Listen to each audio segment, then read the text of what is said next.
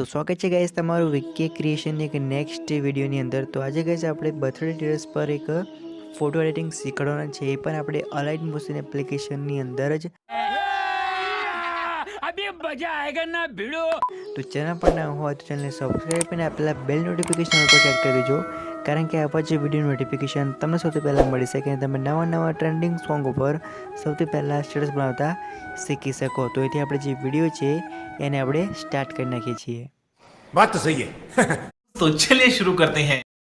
तो સૌથી પહેલાં તમારે જે અલાઇટ મોશન એપ્લિકેશન તમારે ઓપન કરી લેવાની છે। ઓપન કરશો એટલે કંઈક આ પ્રકારની તમને એક પ્રોજેક્ટની લિંક ડિસ્ક્રિપ્શનમાં મળી જશે, બરાબર છે। બંને પ્રોજેક્ટની જે લિંક છે એ તમને નીચે ડિસ્ક્રિપ્શનમાં મળી જશે। તો તમારે સિમ્પલથી જે પહેલી પ્રોજેક્ટ છે ફોટાવાળી એને તમારે ઓપન કરી લેવાની છે। ઓપન કરશો એટલે કંઈક આ પ્રકારે તમને લેયરો જોવા મળશે। તો હવે તમારે સિમ્પલ રીતે જે પ્લસવાળો જે આઇકન છે તેની પર તમારે ક્લિક કરવાનું છે। મીડિયાવાળો જે ઓપ્શન છે તેની પર તમારે સિમ્પલ રીતે ક્લિક કરીને તમારે આ ટાઈપનો ફોટો લેવાનો છે તમારો, બરાબર છે।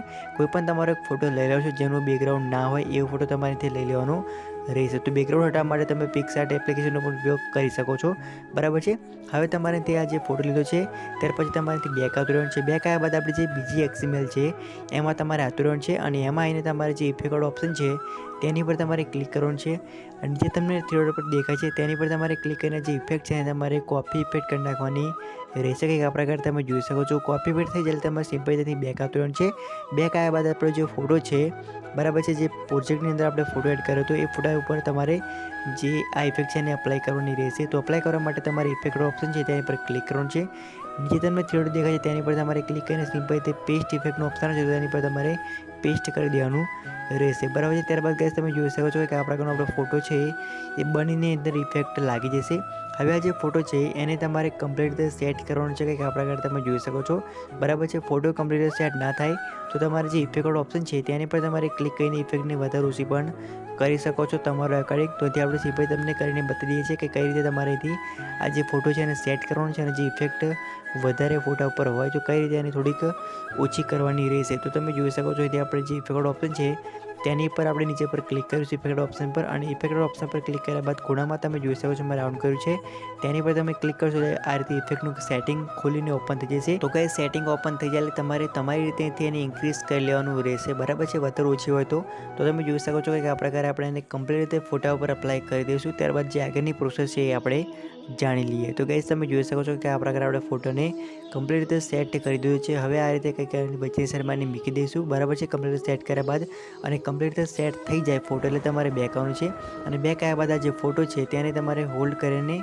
નીચે તરફ ખેંચીને લેયરની નીચે મૂકી દેવાનું રહેશે। ત્યારબાદ તમારે બીજો ફોટો લઈ લેવાનો છે, બરાબર। સેમ રીતે તમારે આ ફોટા ઉપર પણ જે ઇફેક્ટ આપણે અપ્લાય કરી હતી તે જ ઇફેક્ટને તમારેથી કોપી ઇફેક્ટ કરીને આ ફોટા ઉપર અપ્લાય કરી નાખવાની રહેશે। તો તમે જોઈ શકો છો કે આપણે ફટાફટ જે ઇફેક્ટ છે એ સેમ પ્રોસેસ જ છે ગાઈસ, બરાબર છે। સેમ રીતે જે પહેલા ફોટા પર કર્યું એ જ રીતે તમારે આની પર પણ ઇફેક્ટને અપ્લાય કરી નાખવાની રહેશે। અને આ જે બીજો ફોટો છે એ તમારા જે હેપી બર્થડે વાળું જે પાછળ PNG છે તેની ઉપર તમારે આ રીતે મૂકીને ફોટાની જે પહેલો ફોટો છે તેની પાછળ આ PNG લાગશે, કે આ પ્રકારે તમે જોઈ શકો છો, બરાબર છે। અને આ જે PNG છે એને તમારે નીચે તરફ ખેંચીને લાવી દેવાનું રહેશે, કે આ પ્રકારે તમે જોઈ શકો છો। જે રીતે આપણે અંદર સ્ક્રીન ઉપર તમને સેટિંગ કરીને બતાવી છે તે જ રીતે તમારે સેમ પ્રોસેસ કરવાની રહેશે, બરાબર છે। કમ્પ્લીટ રીતે આ ફોટા સેટ થઈ જાય એટલે જે ફોટા છે એને તમારે ફોટાને સેવ કરવાનો રહેશે। તો સેવ કરવા માટે ઉપર છે તેની પર તમારે ક્લિક કરવાનું છે અને ક્લિક કર્યા બાદ કરંટ ફ્રેમ PNG છે નીચે તેની પર તમારે ક્લિક કરીને જે PNG છે એને તમારે